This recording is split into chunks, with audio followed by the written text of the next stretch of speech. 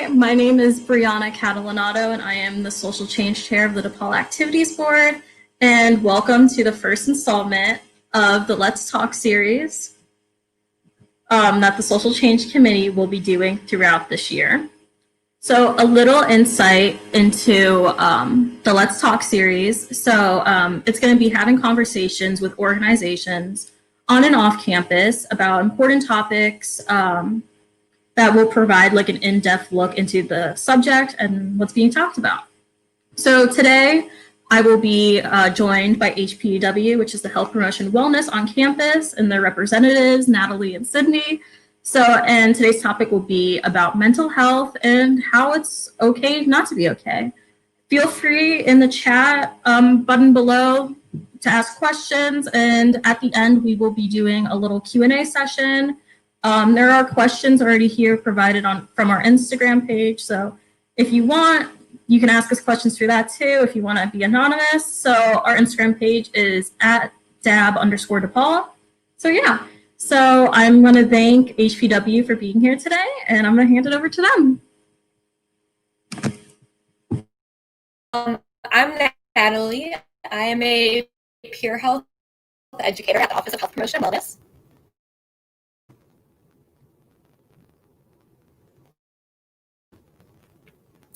And I'm here with another peer health educator, Cindy. I don't know if you want to introduce yourself, Cindy. Yeah, sure. So hello, my name is Cindy. I am also a peer health educator at the Office of Health Promotion and Wellness. I hope you guys are excited to be here. Yeah, so we're going to start off with a little short presentation. This comes from one of our partners, Hope for the Day. They have a really great mental health and suicide education presentation. And so we're not going to go through the whole presentation today. However, there are some slides that we would like to point out and kind of talk a little bit about. And so as you can probably see right now, we are on the stigma slide. It gives us kind of a definition of stigma. And we'll kind of go on from stigma and talk a little bit more about mental health once we have that understanding of kind of what stigma is. So stigma is social and cultural factors that influence and try to dictate how we are permitted to express ourselves as individuals. And so this is one of the biggest obstacles to effective prevention. And essentially it causes silence. When it dictates how we're permitted to express ourselves based on certain identities, it can make it harder for us to be able to either get help or in the first place just say, I need help. So with that understanding,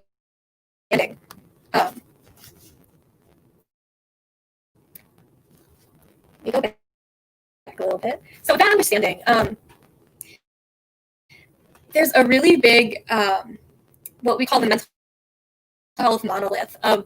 It's the idea of that some mental health problems are more or less important or serious than others. And so for some people, one problem may be super intense for them, and for others, that might not be that big of a deal. Some traumas, for example, what someone might find to be traumatic, and it can cause them to struggle a lot. Another person might look at that and think that that's no big deal. So that's the idea of something being more or less serious.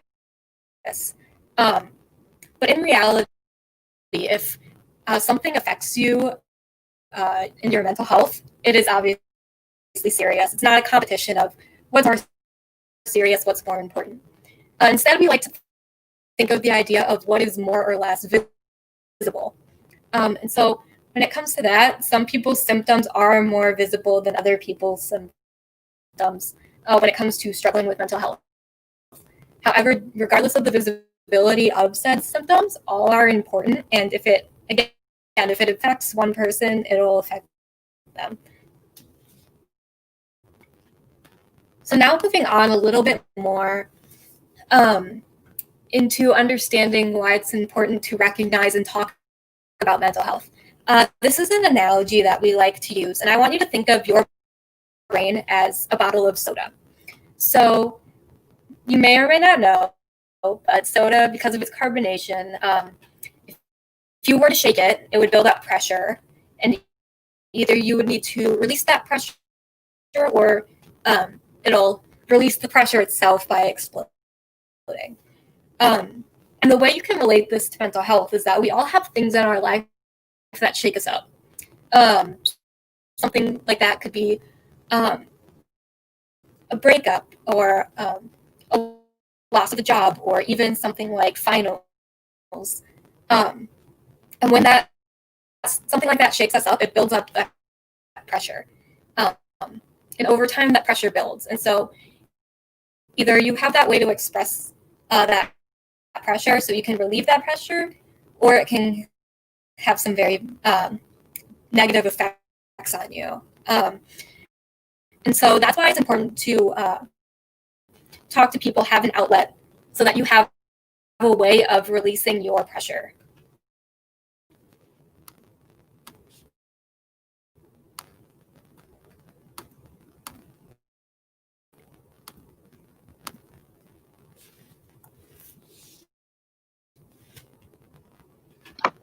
Do you want to tell us a bit more about how do you get supportive? Yeah.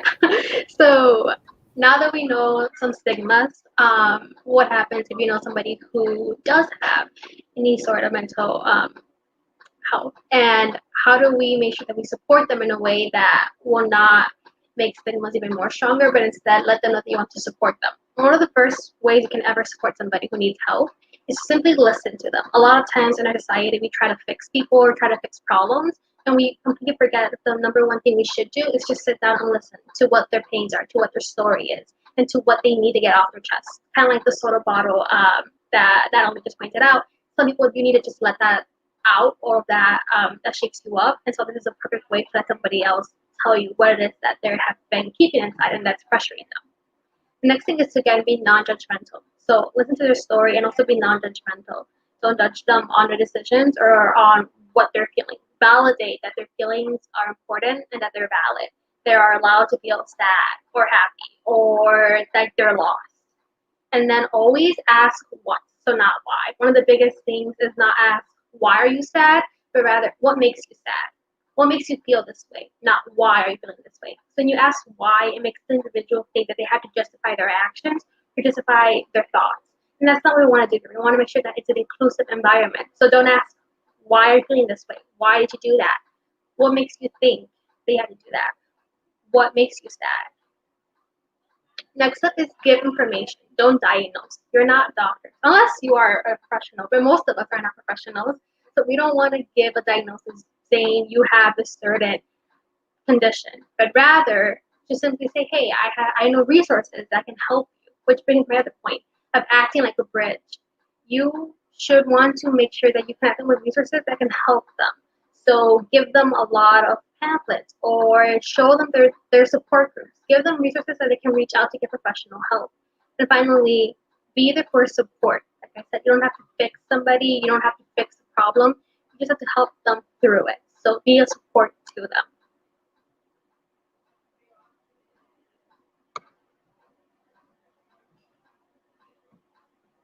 Different hotlines that you can call, either if you or someone that you know is struggling. And there are countless amounts of resources, both nationwide and here in Chicago. So there's a little website at the bottom of the slide. It's hftd.org. And we can talk more about this coming up, but they Hope for the Day, that's what it stands for. They're a really great resource for education about mental health, but also they're a resource to find resources. They have a page on their website where you can enter in your zip code, and whatever type of help that you need, they will have many resources for. So that's the last slide that we have, but we did want to leave you on this one. So you have some ideas as to resources that you can go to.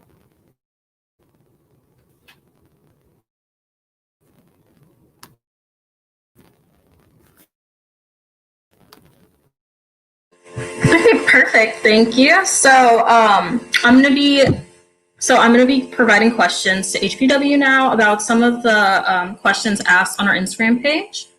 So one of the first questions that we were asked is, are certain populations more prone to mental health issues than others?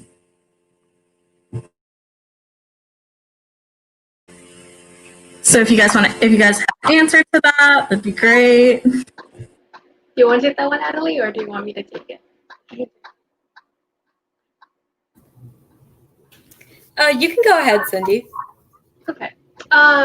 So mental health is really affecting anybody, any gender, population. However, there is a trend where I feel like in most of our society, it is affecting those who are usually not talking about it. So they might not even know that mental health is important.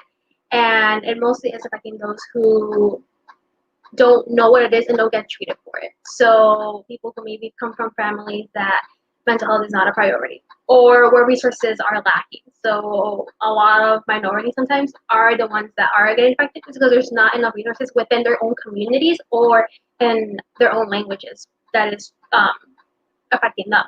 And so those are really, if you're looking for a population that it may be more evident that those might be. But again, because of the fact that they don't have the resources, it's not documented in data. So the data can be a bit misleading just because of the fact that it's not reported often and there are not enough resources in those communities to even make people understand that mental health is important and that it does affect. But anybody can actually be affected. There's not really like if you have these qualities, you'll be affected. Because even in even in college, it can be very stressful. You can deal with it for the very first time. Perfect. So speaking of college, that is my next question. So someone wants to know, how do I deal with mental health on a college campus? Especially now it's kind of hard with Corona and a lot of people aren't on campus or they're at home or living off campus in the Chicagoland area, but they're unsure of like what to do or like where to go.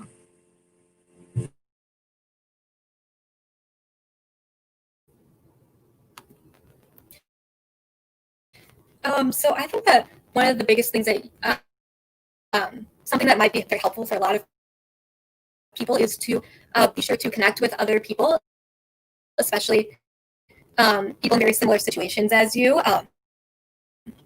Such as other college students, maybe also other college students in your major or in classes with you. And this could just help provide some of that social support where someone who's going through maybe similar situations as yourself, they can kind of empathize with you and you can feel a little bit more understood. But of course, like we said with that soda bottle analogy, anything to kind of release that pressure and kind of helping talk a bit more about it, that's very helpful. And then, of course, being in college, especially a lot of us doing college online, it can be incredibly stressful and it can be very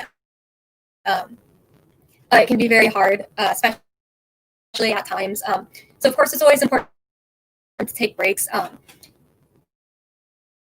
Taking breaks, especially if you're doing those breaks to do something to take care of your own self-care, that can help release that pressure as well. And then it also is something proactive that you can do to ensure that you're mentally and physically healthy once you're ready to get back to that paper or studying for that exam. And then finally, the next really big tip I have is to utilize your resources. At DePaul, we do have a university counseling center, and we have the Office of Health Promotion and Wellness, and we have resources within both of those offices, but we can also help you find resources either throughout Chicago, or even lead you to just different things that can help you get the help that you need. Perfect. So speaking of self-care, I struggle with this a lot. I'm currently struggling with this, but how do you know like it's the right time to like set aside for yourself to actually take a break? Because especially now with a lot of DePaul students, we have midterms slowly but fast coming up. We got finals. We got a lot of things on our plates right now. So it's just like, when is the best time to actually like set aside for yourself?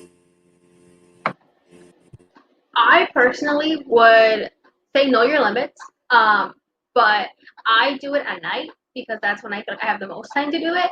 So like I braid my hair, I have like a face thing I do with music in the background, and that's just kind of my self care because I end the day and then I'm relaxed. I say good job for all that I did. Don't feel bad for things I didn't accomplish, and then I just put it to rest.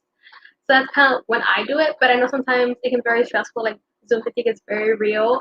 So I would say if you feel like you're at that breaking point where you just know that you're just getting so stressed and you don't really feel motivated to do it, take that time off. Because at the end of the day, if you don't take that time off, the productivity you're going to do in that period is not going to be as great as if you had just taken a break and then continued your work. So I mostly do it at night. That's when I feel like I can unwind.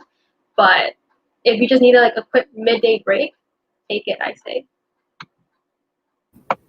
Yeah, I know that, really when it comes to self care, it's an incredibly individualized thing. What works for someone might not work for somebody else, and that's just the nature of everyone being a different and unique person. So, kind of like what Cindy was saying, is that if you need to take that break, go take that break. And I know that, figuring out what your kind of routine, I guess, with self care, that can be very hard. I know I also am trying to figure that out. I almost feel like mine is ever changing. And so I think that if you need to try something out for the first time, you can definitely try something out and then either think like, hey, that wasn't for me. Let's do something else or adjust it, or maybe it was the perfect thing for you. So in the idea of maybe taking a break, maybe you think that, oh, I need a break. How long do I take? You can set a timer for 15 minutes, and then take out your sketchbook and draw for 15 minutes. Maybe you feel like you need a bit more after that, or maybe you feel like it's been 10 minutes and you're ready to get back to work. That's what you do. It's something that you very much can individualize, and sometimes it's just about learning through experience what is helpful. Perfect. That was my answer. Yeah, I took notes on that. I definitely need that. So another question that a lot of people actually ask is, with the seasons changing and all of that, what is the best way to cope with seasonal depression, especially in the world of like dealing with Corona and just like being like socially distant from like friends or possibly like family? So yeah.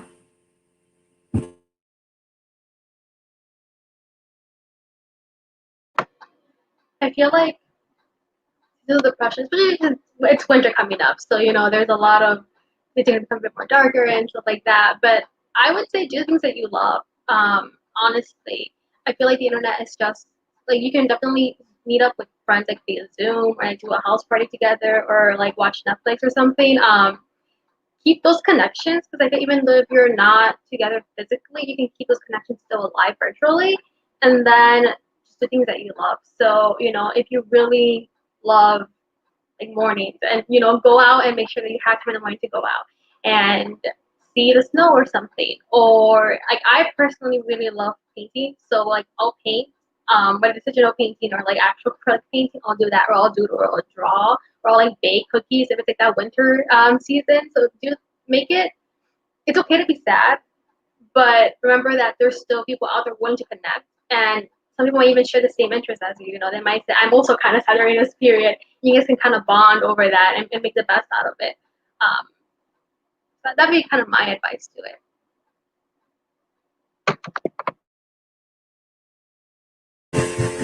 Perfect. Yeah, because like we all deal with that. Like I'm starting to deal with it with like not a lot of sunlight, and it's just not going out a lot because of school and all of that. So all of these answers you guys are giving are perfect for everyone. I also want to remind everyone who's watching, if you have any questions, feel free to post them below, and we'll answer them the best we can.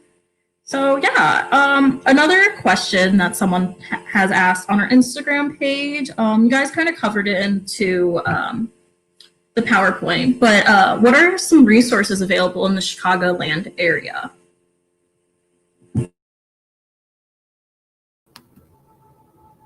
Yes. So if you go to, well, first of all, there are a lot of resources in Chicago, but if you need help either narrowing it down or even just finding that starting point as to where to go, you can always try Hope for the Days website and their Find Help section. It should be, if you type in hftd.org, the homepage should have a Find Help button on it, and from there you can enter your specific zip code, and you can even filter what type of help that you need. So I was actually on it earlier just to see what I could find, and I was in the mental health section, and there were, I think, a little over 700 results for Chicago under the mental health section. But also there's you can find help for housing. You can find, all different sorts of things, and you can filter what you need to filter. So if you need kind of some help as to where to go first, I would suggest trying that out. And then another resource that I know of is NAMI, specifically NAMI Chicago. NAMI stands for National Alliance in Mental Illness. And they, among education as well, they do a lot of education, but they also have different support groups and classes that you can attend. They also have their own hotline as well.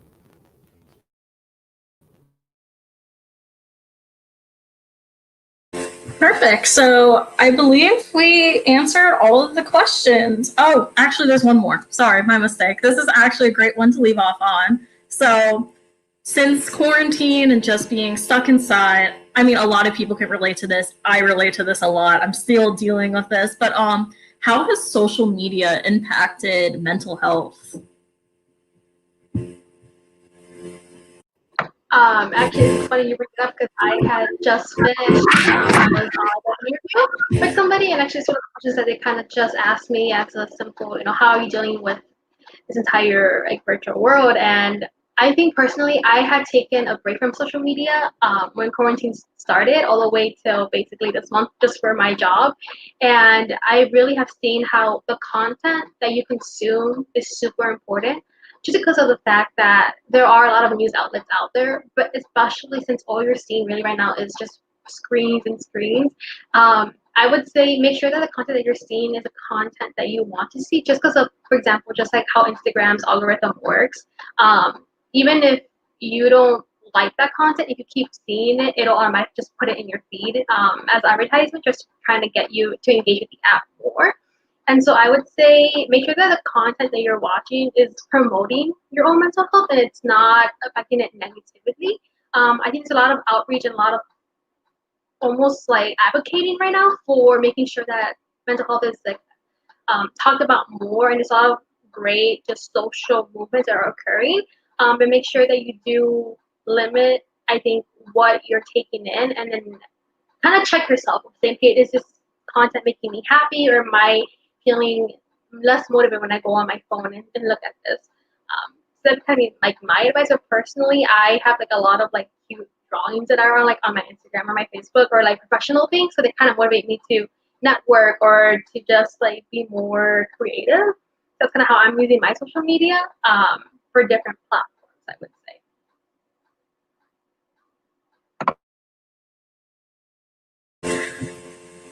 Oh, perfect. We have a question. I'll bring it up on the screen. So how do you get involved with HPW?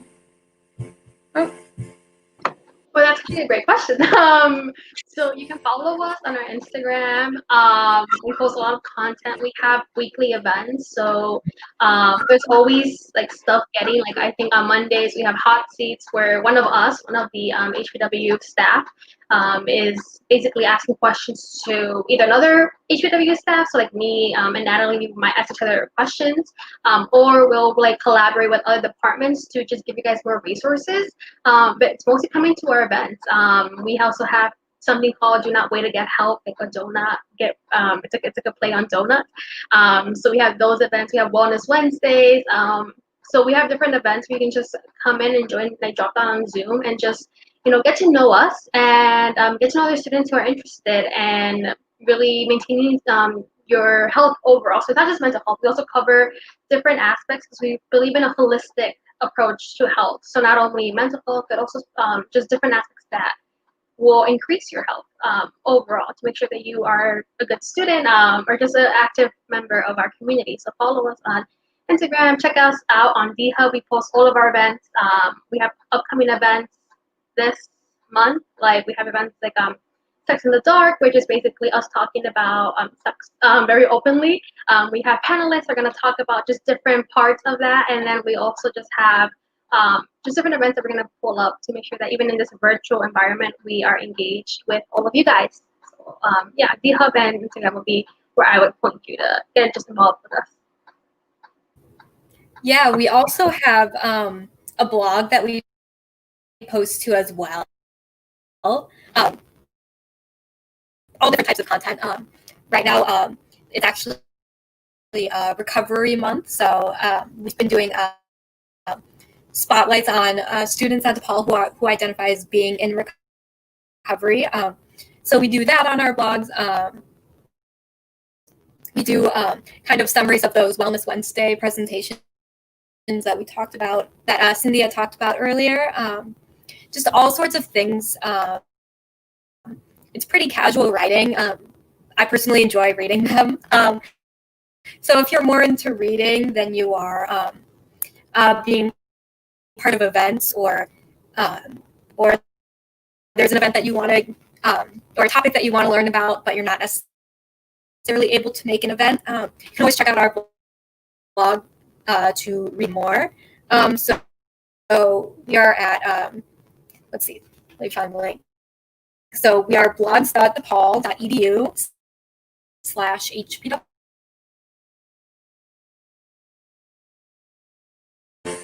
Perfect. Thank you guys so much for being here and doing this event. It means a lot, and it definitely means a lot to the DePaul community. Just if you want, you can follow HPW on their Instagram, which is @HealthyDePaul, and check their DHub. Also, check Dab's DHub. Thank you all for so much for coming. We have events coming up this week. DePaul After Dark will be hosting a Light Up the Night, so you can check our DHub. Check HPW's DHub for all of our events coming up. So thank you so much for coming.